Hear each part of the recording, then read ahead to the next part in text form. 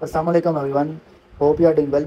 In this video, we will discuss about plasma cell disorders. So let's start our topic. देखिए, plasma cell disorder में सबसे पहला जो हमारे पास टॉपिक है वो है मल्टीपल माइलोमा। देखिए, मल्टीपल माइलोमा में क्या होता है? मल्टीपल माइलोमा में नियोप्लास्टिक प्रोलिफरेशन हो जाती है प्लाज्मा सेल्स। देखिए, ये है bone marrow. Okay, bone marrow. Bone marrow के अंदर क्या होता है? ये बोन है, और बोन मैरो के अंदर क्या होता है? प्लाज्मा सेल्स कहाँ पे प्रेजेंट होते हैं? वो होते हैं बोन मैरो के अंदर। ये है प्लाज्मा सेल। ओके, जब प्लाज्मा सेल बी सेल से कन्वर्ट होते हैं तो बोन मैरो में प्रेजेंट होते हैं। और ये जो बोन प्लाज्मा सेल्स होते हैं, इनकी नियोप्लास्टिक प्रोलिफरेशन अगर हो जाए तो इसे हम कहते हैं मल्टीपल माइलोमा। कौन सा? ये प्लाज्मा सेल है, ठीक है, प्लाज्मा सेल। इनकी नियोप्लास्टिक प्रोलिफरेशन को हम क्या कहते हैं? मल्टीपल माइलोमा, ठीक है, मल्टीपल माइलोमा। अब होता क्या है इसके अंदर? जो बॉडी जो पेशेंट होता है ना, उसकी बॉडी के अंदर इंटरल्यूकन जो 6 होता है ना, उसकी जो होती है अमाउंट ज़्यादा होती है। इंटरल्यूकन 6 जो होता है बहुत ज़्यादा होता है। ये जो इंटरल्यूकन 6 होता है, ये क्या करता है? ये जाता है और बोन मैरो में जो प्लाज्मा सेल्स होते हैं उनको जाके उनके ऊपर एक्ट करता है, और एज अ ग्रोथ फैक्टर के तौर पर काम करता है। किसके तौर पर काम करता है? Growth factor of plasma cells.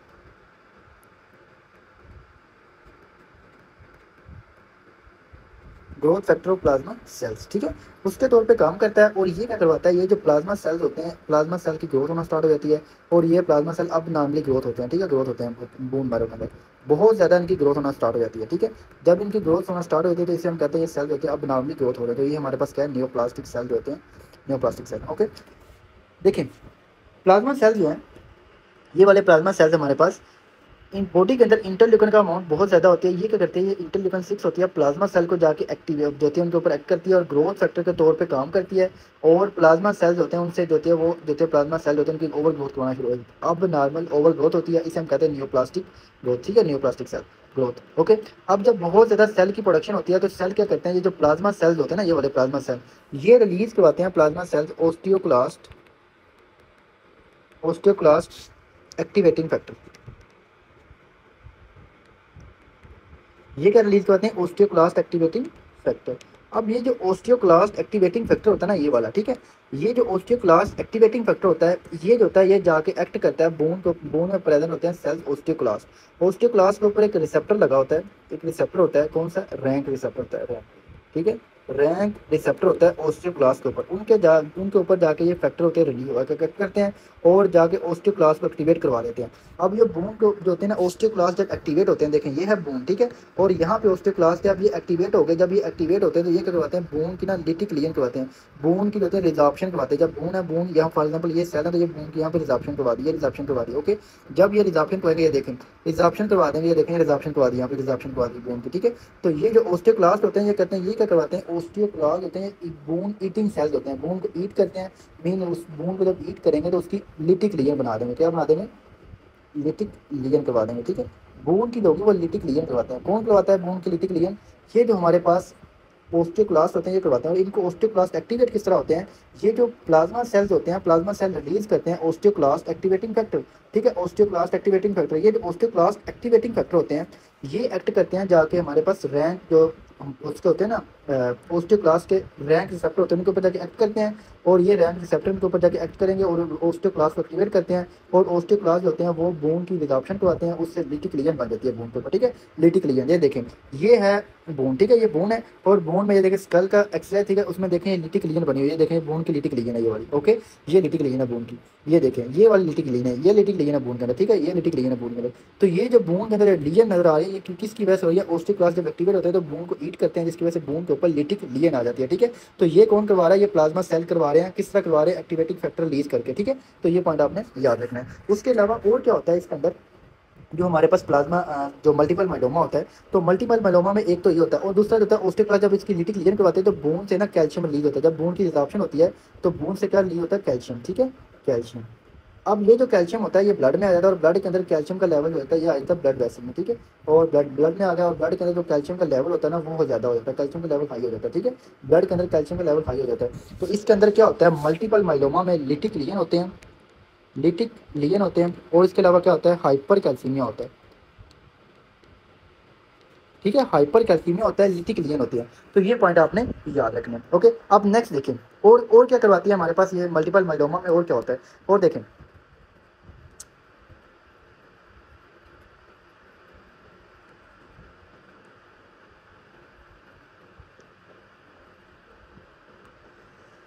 और देखें, ये देखें, ये जो थे हमारे पास नियोप्लास्टिक सेल्स है ना, ये वाले नियोप्लास्टिक सेल्स, ये प्लाज्मा सेल्स और नियोप्लास्टिक सेल्स हैं। पहले तो आपको ये पता होना चाहिए कि जो प्लाज्मा सेल्स हैं ये किस तरह बनते हैं। जो बी सेल्स होते हैं ना, ये बी सेल्स, बी लिम्फोसाइट, ये जो होते हैं जब एक्टिवेट होते हैं ये आगे प्लाज्मा सेल बनाते हैं, प्लाज्मा सेल बनाते हैं, ठीक है। बी सेल्स ये आगे एक्टिवेट होते हैं और डिफरेंशिएट हो जाते हैं किसके अंदर, प्लाज्मा सेल के अंदर। तो अब ये जो प्लाज्मा सेल है, अब इनकी नियोप्लास्टिक प्रोलिफरेशन होगी, हम इसे इसे कहते हैं मल्टीपल माइलोमा। तो प्लाज्मा सेल का फंक्शन क्या होता है, प्लाज्मा सेल जो होते हैं एंटीबॉडीज को प्रोड्यूस करते हैं, ठीक है, एंटीबॉडीज की प्रोडक्शन करते हैं, एंटीबॉडीज की प्रोडक्शन करते हैं। तो ये पॉइंट आपने याद रखना है। अब देखें, एंटीबॉडी जो नॉर्मल अगर बात करें, ये प्लाज्मा सेल है, ये प्लाज्मा सेल है, तो नॉर्मल की बात करें तो ये जो एंटीबॉडी होती है डिफरेंट टाइप की एंटीबॉडीज प्रोड्यूस कर रहे होते हैं। ये फॉर एग्जांपल हमारे पास जो अमीनोग्लोबुलिन होती है, IgM IgG वगैरह जो होते हैं, उनकी डिफरेंट टाइप्स होती हैं। देखें उनकी किस तरह की एंटीबॉडी प्रोड्यूस कर सकते हैं। फॉर एग्जांपल ये सर्कल शेप कर रहे हैं, ये हमारे पास स्टार शेप कर रहे हैं, ठीक है, ये हमारे पास इस तरह की एंटीबॉडी की प्रोडक्शन कर रहे हैं, और ये हमारे पास डॉग शेप की कर रहे हैं, ठीक है। तो डिफरेंट डिफरेंट प्लाज्मा सेल होते हैं, एक ही प्लाज्मा सेल जो होते हैं मल्टीपल एंटीबॉडीज की प्रोडक्शन कर रहा है और डिफरेंट शेप की एंटीबॉडी को प्रोड्यूस कर रहा होता है, ठीक है। अब ये जो डिफरेंट शेप की एंटीबॉडीज होती हैं, जब कोई भी बैक्टीरिया वगैरह आते हैं तो उनके खिलाफ एंटीबॉडीज बन रही हैं, ठीक है। कोई भी इन्फेक्शन होता है तो वो डिफरेंट टाइप के जो एंटीजन होते हैं उनके उनके खिलाफ एक्ट करती हैं और एज इम्यून सिस्टम हमारे पास जो होता है के तौर पे काम करती हैं, ठीक है। तो ये पॉइंट आपने याद रखना है यहाँ पे। अगर फॉर एग्जांपल देखें, अब उसके बाद देखें जो मल्टीपल माइलोमा होता है, इसके अंदर होती है जस्ट एक जो न्यूप्लास्टिक सेल्स होते हैं वो एक तरह की एंटीबॉडीज प्रोड्यूस कर रहे होते हैं। फॉर एग्जांपल ये स्टार शेप की प्रोड्यूस करते जा रहे हैं, स्टार शेप की प्रोड्यूस करते जा रहे हैं, ठीक है। अब किसी को इन्फेक्शन हुआ है, ठीक है, इन्फेक्शन हुआ है, बॉडी के अंदर इन्फेक्शन हुआ उसी पर्सन को, ठीक है। अब उसको इन्फेक्शन हुआ, उसको इन्फेक्शन उसकी जो एंटीजन आई है उसकी बॉडी के अंदर, वो कौन सा एंटीजन है, उसके अंदर एंटीजन आया वो है सर्कल शेप है, सर्कल शेप का एंटीजन है ये वाला, ठीक है। अब ये तो स्टार शेप की एंटीबॉडी की प्रोडक्शन कर रहे हैं, स्टार शेप की। तो अब सर्कल शेप का एंटीजन आया तो ये जो होंगे इसके अगेंस्ट एंटीबॉडीज तो नहीं है, तो ये क्या करेगा, ये जाके बॉडी के अंदर इन्फेक्शन करवा देगा, ठीक है, इन्फेक्शन करवा देगा। तो इन जो मल्टीपल माइलोमा वाले होते हैं इनको रिकरेंट इन्फेक्शन होते हैं। उसकी रीजन क्या होती है, क्योंकि ये मोनोक्लोनल, हम इसे कहते हैं मोनोक्लोनल एंटीबॉडी प्रोडक्शन करते हैं। तो पहले क्या कहते हैं, मोनोक्लोनल मोनोक्लोनल एंटीबॉडीज होती है, इसके अंदर क्या होती है, मोनोक्लोनल। तो ये पॉइंट आपने याद रखना है, इसके अंदर कौन सी एंटीबॉडी की प्रोडक्शन होती है, मोनोक्लोनल। इसके अंदर नॉर्मल की बात करें तो इसके अंदर पॉलीक्लोनल होती है, डिफरेंट शेप की एंटीबॉडीज होती है, ठीक है, डिफरेंट टाइप की एंटीबॉडीज होती हैं। तो ये पॉइंट आपने यहाँ पे याद रखना है। अब इसकी वजह से मोनोक्लोनल एंटीबॉडीज होने की वजह से इसकी होती है रिकरेंट इन्फेक्शन होते हैं, रिकरेंट इन्फेक्शन करवाते हैं। और रिकरेंट इन्फेक्शन इसकी most common cause of death जो है वो कौन सी है, वो इसका रिकरेंट इन्फेक्शन है। Multiple myeloma most common cause of death क्या है, रिकरेंट इन्फेक्शन। तो ये पॉइंट आपने याद रखना है यहाँ पे, ओके। नेक्स्ट देखें, अब ये था इसकी कुछ पॉइंट्स है। अब इसका डायग्नोज हम किस तरह करते हैं तो वो भी आपको बताता हूँ, ठीक है। पहले इसको जितना हमने किया इसको रीड करते हैं, देन हम नेक्स्ट चलते हैं। देखें जो मल्टीपल माइलोमा होता है, ये प्लाज्मा सेल जो होते हैं बोन मैरो के अंदर, उनकी नियोप्लास्टिक प्रोलिफरेशन होती है, ठीक है, वो लिग्नेंट प्रोलिफरेशन होती है प्लाज्मा सेल की। तो ये पॉइंट आपने याद रखना है, ओके। अब देखें जो एक पॉइंट यहाँ पे लिखा है कि जो भ्रूण होती है ना, भ्रूण का जो कैंसर होता है ना, भ्रूण का मेटास्टेटिक, ओवरऑल की बात करें ना भ्रूण के कैंसर की, तो मेटास्टेटिक कैंसर जो होता है वो मोस्ट कॉमन है। कौन सा कैंसर मोस्ट कॉमन है, मेटास्टेटिक, ठीक है। जो कहीं और से जो होता है नियोप्लास्टिक सेल्स आके जो होते हैं वो सेल प्रेजेंट इधर आ जाते हैं, ठीक है, इसे हम कहते हैं मेटास्टेटिक कैंसर, ठीक है। अब मोस्ट कॉमन जो भ्रूण का कैंसर है वो मेटास्टेटिक कैंसर ओवरऑल की बात करें। बट अगर हम बात करें कि मोस्ट कॉमन प्राइमरी कैंसर कौन सा है भ्रूण का, तो वो है प्लाज्मा सेल कैंसर, ठीक है, जो हमारे पास मल्टीपल माइलोमा होता है। तो आपने ये पॉइंट याद रखना, मल्टीपल माइलोमा ऐसे लिखते हैं, ठीक है, मल्टीपल माइलोमा, ओके। मल्टीपल जो माइलोमा होता है ये है मल्टीपल माइलोमा, ये मोस्ट कॉमन जो प्राइमरी कैंसर है भ्रूण का वो मल्टीपल माइलोमा है। बट ओवरऑल की अगर बात की जाए तो ये मेटास्टेटिक कैंसर जो भ्रूण का वो मोस्ट कॉमन है, ओके। ये पॉइंट था। नेक्स्ट देखें, उसके बाद हमारे पास जो इसमें होता क्या है, इसकी पैथोफिजियो क्या है, इंटरल्यूकन 6 की प्रोडक्शन होती है बॉडी के अंदर। इंटरल्यूकन 6 का लेवल होता है वो ज़्यादा होता है, और वो इंटरल्यूकन 6 जो क्या करवाता है, प्लाज्मा सेल की ग्रोथ करवाता है, और प्लाज्मा सेल जो होती है उससे क्या होता है, अम्यूनोग्लोबिन की प्रोडक्शन होती है उससे, ठीक है। तो ये पॉइंट आपने याद रखना है, प्लाज्मा सेल जो होते हैं वो न्यूप्लास्टिक प्रोलिफरेशन स्टार्ट हो जाती है उनकी। अब क्लिनिकल फीचर क्या होते हैं, बोन पेन होती है, बोन पेन क्या होती है, लिटिक लीजन होती है बोन के ऊपर होती है, बोन की लिटिक लीजन होने की वजह से बोन वीक हो जाती है, बोन पेन होती है। हाइपर कैल्शियम होता है, कैल्शियम का लेवल ज़्यादा होता है, जब भी रिजॉर्प्शन होती है बोन की लिटिक लीजन होती है तो कैल्शियम का लेवल इंक्रीज होता है, ब्लड के अंदर आ जाता है कैल्शियम बोन से रिलीज होकर, ओके। नियोप्लास्टिक सेल्स होते हैं एक्टिवेट कर देते हैं, किस तरह होता है, नियो जो हमारे पास ओस्टियोक्लास्ट सेल्स होते हैं उनके रैंक रिसेप्टर को एक्टिवेट करते हैं, जिससे क्या होता है, बोन की डिस्ट्रक्शन होती है, लिटिक पेंच और लीजन बनती है, ठीक है, एक्सरे के ऊपर। और हमारे जो होता है वो मोस्ट कॉमनली जो होते हैं ना वर्टिब्रा और स्कल इन्वॉल्व होती है, तो ये पॉइंट आपने याद रखना है। इसकी वजह से क्या होता है, लिटिक लीजन अगर बोन के ऊपर लिटिक लीजन होगी तो बोन की जो बोन होती है लिटिल रीजन होगी ये वाली। तो बून तो वीक हो जाएगी, जब बून वीक हो जाएगी तो उनका रिस्क होगा किसका, फ्रैक्चर का, तो फ्रैक्चर का रिस्क बढ़ जाता है। तो ये भी पॉइंट आपने याद रखना है। ओके, अब उसके बाद नेक्स्ट हमारे पास और क्या होता है, अब इसका ना क्लिनिकल फीचर देखते हैं। क्लिनिकल फीचर हो गया हमारे पास, डायग्नोस किस तरह बनाते हैं। तो इसका जो बेस्ट इनिशियल टेस्ट होता है ना, बेस्ट इनिशियल जो टेस्ट होता है, ठीक है, वो कौन सा टेस्ट है, तो वो हमारे पास है सीरम, ठीक है। वो हमारे पास जो टेस्ट होता है, बेस्ट इनिशियल टेस्ट होता है, वो हमारे पास सीरम प्लाज्मा इलेक्ट्रोफोरेसिस है, ठीक है।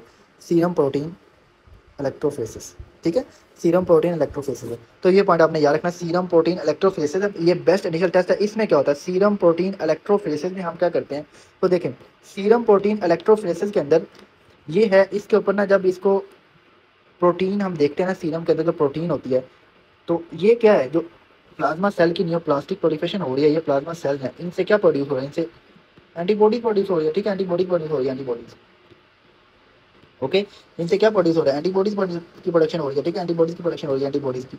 तो ये एंटीबॉडीज क्या है, ये प्रोटीन है, ठीक है। तो प्रोटीन हमने प्रोटीन देखनी है सीरम के अंदर, ठीक है, इसका इलेक्ट्रोफोरेसिस करवाते हैं, तो हमें ना इसके ऊपर स्पाइक मिलती है, ठीक है, डिफरेंट स्पाइक मिलती हैं। तो हमें पता मोस्ट अबंडेंट प्रोटीन कौन सी है, तो वो हमारे पास कौन सी है, वो एल्ब्यूमिन है। तो एल्ब्यूमिन की ये स्पाइक आती है हमारे पास, ये कौन सी है, एल्ब्यूमिन, एल्ब्यूमिन जो ज़्यादा अमाउंट में होती है वो कौन सी, एल्ब्यूमिन है। देन उसके बाद हमारे पास होती है अल्फा वन, ये जो होती है हमारे पास अल्फा वन आती है, अल्फा टू आती है, इसकी स्पाइक मिलती है हमें। और उसके अलावा हमें जो होती है वो बीटा, ठीक है। देन उसके बाद हमें जो हमारे पास होती है वो ग्लोबुलिन होती है, हमारे पास प्रोटीन होती है, ठीक है, इसकी स्पाइक आती है, ओके, ये नॉर्मल है।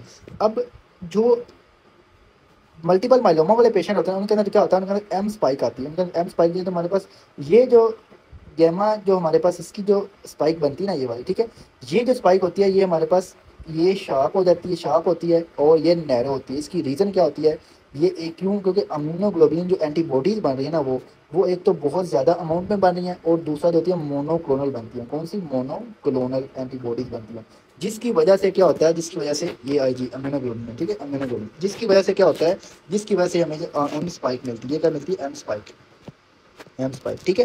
तो ये पॉइंट आपने याद रखना। इसके अंदर क्या होती है, बेस्ट इनिशियल टेस्ट हमारे पास क्या है, मल्टीपल माइलोमा में हमें जो होता है एम स्पाइक मिलता है। तो ये पॉइंट कौन, प्लाज्मा इलेक्ट्रोफोरेसिस के, ठीक है, सीरम प्रोटीन इलेक्ट्रोफोरेसिस के ऊपर, ओके। अब उसके अलावा देखें, उसके अलावा अब ओवरऑल अगर प्रोटीन देखेंगे हम ब्लड के अंदर, ब्लड के अंदर जब प्रोटीन का लेवल देखेंगे तो प्रोटीन का लेवल जो होगा वो इंक्रीज किया होगा, प्रोटीन का लेवल इंक्रीज किया होगा।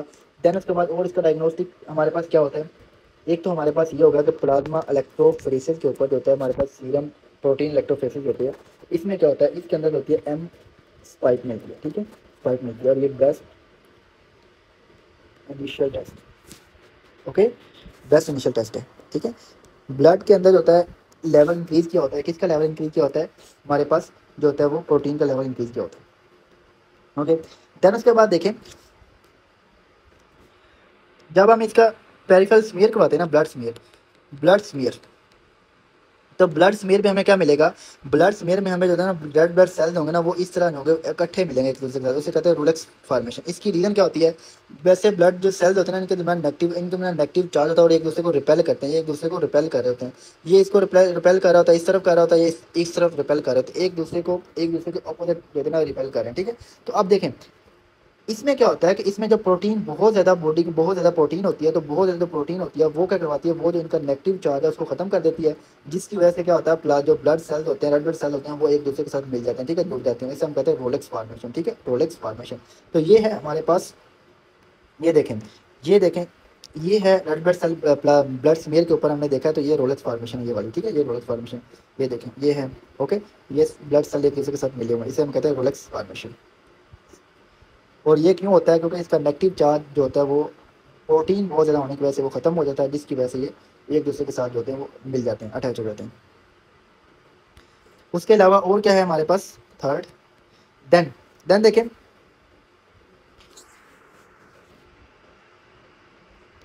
और इसके अलावा जो होते हैं ना अमाइलाइड प्रोटीन, ये देखें, जो प्लाज्मा सेल्स होते हैं ना, प्लाज्मा सेल, एक और पॉइंट आपने याद रखना है, प्लाज्मा सेल्स होते हैं ना मोस्टली इसके अंदर प्लाज्मा सेल्स होते हैं ना वो प्रोड्यूस कर रहे होते हैं ज़्यादा अमाउंट में। नॉर्मल अगर बात करें तो प्लाज्मा सेल प्रोड्यूस करते हैं दो, लाइट चेन अमीनोग्लोबिन की लाइट चेन और हैवी चेन, ठीक है, लाइट चेन और हैवी चेन, ओके। अब ये दोनों एक ही अमाउंट में प्रोड्यूस होती है, फॉर एग्जांपल ये अमाउंट में है तो ये दोनों अमाउंट में प्रोड्यूस हो रही है, सेम अमाउंट में प्रोड्यूस हो रही होती है, ठीक है। अगर इस तरह हो कि ये जो होती है ना हमारे पास एक अमाउंट में प्रोड्यूस होती है, इस तरह हमारे पास ये देखें, ये इसका जो स्ट्रक्चर बनता है ना, ये देखें, ये है नॉर्मल, ठीक है, ये है लाइट चेन है, ये वाली ये लाइट चेन है, और ये जो है हैवी चेन है, ठीक है, हैवी चेन है। तो ये नॉर्मल स्ट्रक्चर है। बट जो मल्टीपल माइलोमा में प्लाज्मा नियोप्लास्टिक सेल्स होते हैं ना, प्लाज्मा सेल, ये क्या करवाते हैं, ये लाइट चेन जो होती है, लाइट चेन उसकी प्रोडक्शन होती है वो ज़्यादा अमाउंट में प्रोड्यूस कर रहे हैं, ज़्यादा अमाउंट में। अब ये जो लाइट चेन होती है ना, ये क्या करवाती है, ये जो लाइट चेन होती है एज अ अमाइलाइड के तौर पर ना, ये जो होते हैं डिफरेंट जो स्ट्रक्चर्स होते हैं उनके अंदर डिपॉजिट कर देते हैं, टिश्यू के अंदर डिपॉजिट करती है प्रोटीन। एज अ जो लाइट चेन है, ये प्रोटीन होती है अमाइलाइड प्रोटीन के तौर पर उनके अंदर डिपॉजिट कर देती है, डिपॉजिट इन टिश्यू, ठीक है, एज अमाइलाइड, ठीक है, एज अमाइलाइड प्रोटीन। ओके। तो ये जो होता है इसका रीज़न क्या होती है, मैंने आपको बता दिया कि प्लाज्मा सेल्स होते हैं बहुत ज़्यादा अमाउंट में लाइट चेन प्रोड्यूस करते हैं और ये टिश्यू के अंदर डिपॉजिट कर देती है, इसे हम कहते हैं अमाइलाइड, ठीक है, amyloid deposit, primary amyloid amyloidosis. Okay. अब देखें उसके अलावा ये जो लाइट चेन होती है ना, ये लाइट चेन होती है, ये जो लाइट चेन होती है ये किडनी है, तो ये किडनी से लाइट चेन जब इधर से पास करेगी, लाइट चेन इधर से पास करती है, लाइट चेन होती है, तो ये जब इधर से पास करेंगी तो ये किडनी के अंदर क्या करते हैं, किडनी को नेक्रोसिस, किडनी को डैमेज करवाएंगे, किडनी को डैमेज करवाएंगी, किडनी को जो होगा वो डैमेज करवा देंगे, ठीक है, डैमेज करवा देंगे, तो उससे रेनल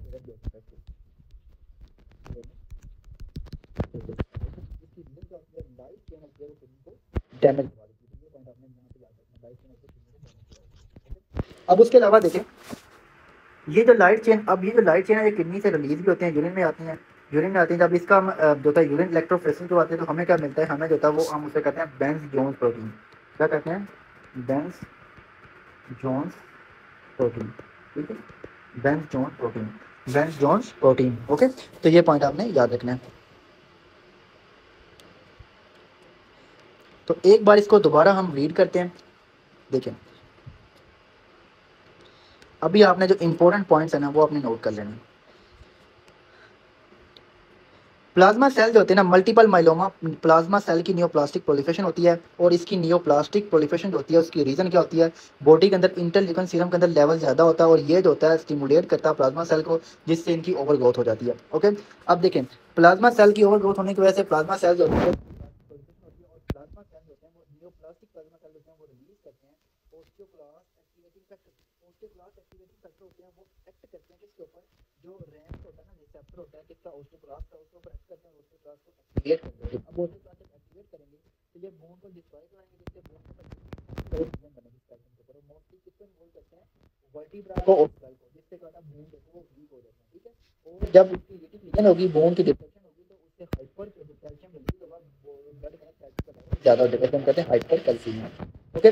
अब देखें जब सीरम प्रोटीन का लेवल ज़्यादा हो जाता है, तो हम जो है ना सीरम प्रोटीन इलेक्ट्रोफोरेसिस जो आते हैं, तो इसमें हमें बताओ एम स्पाइक मिलती है, ठीक है, अमीनोग्लोबिन की जो होती है स्पाइक जो होती है वो एम स्पाइक मिलती है, इसकी एम स्पाइक क्यों मिलती है, मोनोक्लोनल एंटीबॉडी होती है, और इसके अलावा हमें मोनोक्लोनल एंटीबॉडी होती है और जो है वो बहुत ज़्यादा अमाउंट में एंटीबॉडी बन देते हैं, ठीक है। उसके अलावा मोस्ट कॉमन जो एंटीबॉडीज होते हैं प्रोडक्शन हो जाती है वो कौन सी होती है, वो आईजीजी होती है, आईजीजी होती है। अब इसके अलावा इसके अंदर रिस्क होता है इन्फेक्शन का, वो इन्फेक्शन का रिस्क बहुत ज़्यादा होता है, क्यों होता है, इसकी रीज़न ये कि मोनो को एक ही तरह की एंटीबॉडी बनती है, कहते हैं मोनोक्लोनल एंटीबॉडी।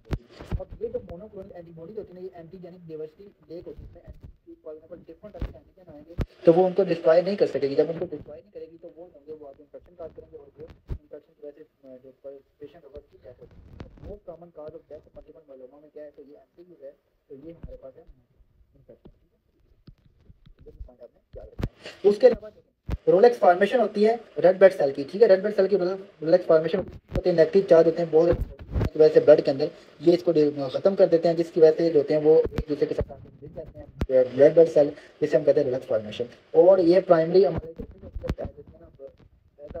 जो होती हैं प्रोटीन के तौर पर रिपोर्ट करते हैं, जो चेंज होती हैं, ठीक है, लाइट चेंज होती हैं, जिसे हम कहते हैं।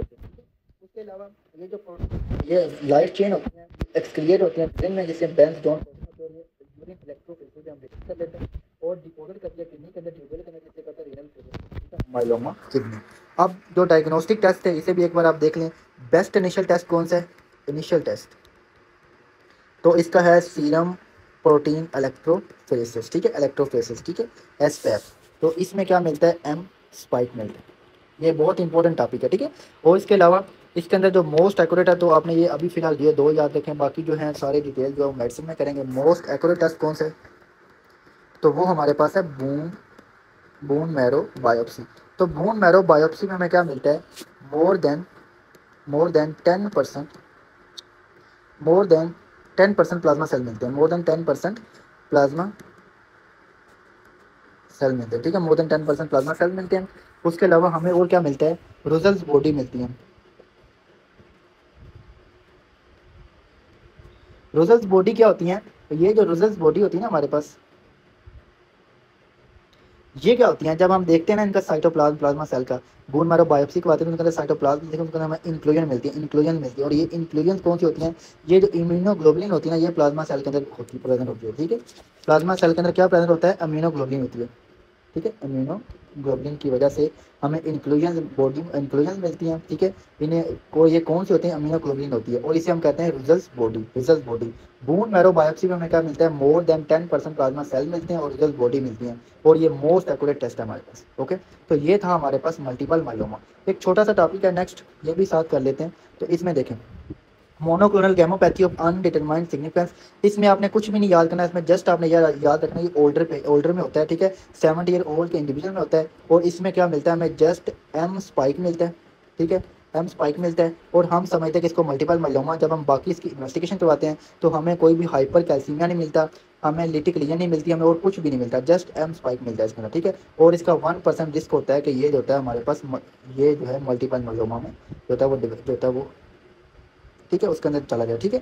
पेशेंट होता है मल्टीपल मेलोमा डेवलप कर ले, तो ये पॉइंट आपने याद रखना है इसके अंदर, और कुछ भी नहीं है इसके अंदर, जस्ट जिसका एम स्पाइक मिल रहा है और कुछ भी नहीं है, उसे हम कहते हैं monoclonal gammopathy of undetermined significance, okay. उसके बाद नेक्स्ट है Waldenstrom macro gamma globulinemia. तो ये क्या होता है, इसके अंदर देखें वेल्डन स्ट्रॉम में क्या होता है, इसमें जो होता है ना, जो बी सेल का लिम्फोमा होता है, ये होता क्या है, बी सेल्स होते हैं उनका लिम्फोमा होता है। लिम्फोमा क्या होता है, मास बना देता है, जो बी सेल की न्यूप्लास्टिक प्रोलिफरेशन होती है, और ये एक मास बना देती है, मास। बट ये जो मास बनता है ना, ये वाला, ये क्या करता है, ये प्रोड्यूस करता है क्या, अम्यूनोग्लोबिन आईजीएम एंटीबॉडीज की प्रोडक्शन करता है। तो इसे हम कहते हैं वेल्डन स्ट्रॉम मैक्रोगैमाग्लोबिनिमीमिया, ठीक है, ओके। अब इसके अंदर क्या होती है, आईजीएम एंटीबॉडीज की प्रोडक्शन होती है, मोनोक्लोनल आईजीएम एंटीबॉडीज की प्रोडक्शन होती है। और बट ये होता है मल्टी बी सेल का लिम्फोमा है। और ये जो बी सेल का लिम्फोमा होता है, जब भी लिम्फोमा होता है उससे क्या होता है, लिम्फ नोड इलाज हो जाते हैं, जनरलाइज लिम्फोडेनोपैथी होती है, जनरलाइज लिम्फोडेनोपैथी होती है, ठीक है। बट इसके अंदर जो होती है ना, वो लिटिक लीजन नहीं होती बोन की, वो एब्सेंट होती है। उसकी क्या रीजन होती है, क्योंकि ये प्लाज्मा सेल जो होते हैं वो ओस्टियोक्लास्ट जो होते हैं एक्टिवेटिंग फैक्टर रिलीज करते हैं, बट ये ओस्टियोक्लास्ट एक्टिवेटिंग फैक्टर होते हैं वो रिलीज नहीं करते, जिसकी वजह से इसके अंदर जो होता है वो लिटिक लीजन नहीं बनती। ओस्टियोक्लास्ट होते हैं वो बोन को डिस्ट्रॉय नहीं करते। इंक्रीज सीरम प्रोटीन, तो क्योंकि प्रोटीन की आईजीएम की प्रोडक्शन बहुत ज़्यादा हो रही है, आईजीएम प्रोड्यूस होती जा रही है, तो जिसकी वजह से हम जब देखते हैं, हम इलेक्ट्रोफोरेसिस करवाते हैं तो हमें जो है एम स्पाइक मिलता है, एम स्पाइक मिलता है, ओके। और ये जो एम स्पाइक होता है ना, ये पेंटावेलेंट की फॉर्म में होता है, पेंटावेलेंट की फॉर्म में ये 5 जो होते हैं ना हमारे पास, ये इस तरह एम स्पाइक 5 जो होते हैं ना हमारे पास जो होते हैं आईजीएम, तो ये पेंटावेलेंट की फॉर्म में इकट्ठे होते हैं, ठीक है। तो जिसकी वजह से ये ब्लड को ना उसकी हाइपर जो होते हैं ना, उसकी विस्कोसिटी को इंक्रीज करवा देते हैं, हाइपर विस्कस कर देते हैं, जिसकी वजह से ये होता है कि जब ये विस्कोसिटी बढ़ती है तो आगे ब्लड जो होता है वो ऑब्स्ट्रक्शन होती है, जिसकी वजह से स्ट्रोक के रिस्क हो सकते हैं और रेटिनल हेमोरेज हो सकता है। तो ये पॉइंट आपने याद रखना है, ठीक है, सीरम हाइपर विस्कोसिटी होने की वजह से, ओके। और ब्लीडिंग होती है, क्योंकि जब भी हाइपर विस्कोसिटी होगी तो जो प्लेटलेट्स होते हैं ना, प्लेटलेट्स उनकी एग्रीगेशन कम हो जाती है, डिक्रीज प्लेटलेट्स एग्रीगेशन, ठीक है। तो ये जो होते हैं ना, हाइपर विस्कोसिटी क्या करवाती है, प्लेटलेट की एग्रीगेशन को भी कम करवा देती है, जिससे क्या होता है, उसको ब्लीडिंग होती है। उसके अलावा उसको जो होती है ब्लीडिंग होती है, और विस्कोसिटी होने की वजह से जो आगे ब्लड की सही सप्लाई नहीं होती है, स्ट्रोक होगा, रेटिनल हेमोरेज हो सकती है, ओके। और इसके अलावा जो होती है अक्यूट कॉम्प्लिकेशन हो सकती है। इसको ट्रीटमेंट हमने किस तरह करना है, जब अक्यूट हमारे पास पेशेंट आता है, कॉम्प्लिकेशन हो जाए उसको, लाइक उसको हाइपर विस्कोसिटी के साथ पेशेंट आया, क्लोरीन के साथ आया, तो उसको हम ट्रीट करेंगे प्लाज्मा फ्रेसेस करवाते हैं, जिससे हमारे पास क्या होता है, प्लाज्मा को जो होता है वो मशीन से गुजारते हैं, जो होता है हमारे पास सारा, उससे हम जो प्रोटीन है रिमूव करके दोबारा प्लाज्मा जो होता है वो बॉडी में डाल देते हैं, ठीक है। तो ये हमारे पास प्लाज्मा फ्रेसेस होता है, इसमें आईजीएम जो एंटीबॉडी होती है उसको हमें रिमूव करना होता है। तो ये जस्ट सिंपल सा टॉपिक है, जो इंपॉर्टेंट टॉपिक है हमारे पास वो यही है, मल्टीपल माइलोमा। तो ये आपने जो होता है वो अच्छे से याद करना है, मल्टीपल माइलोमा।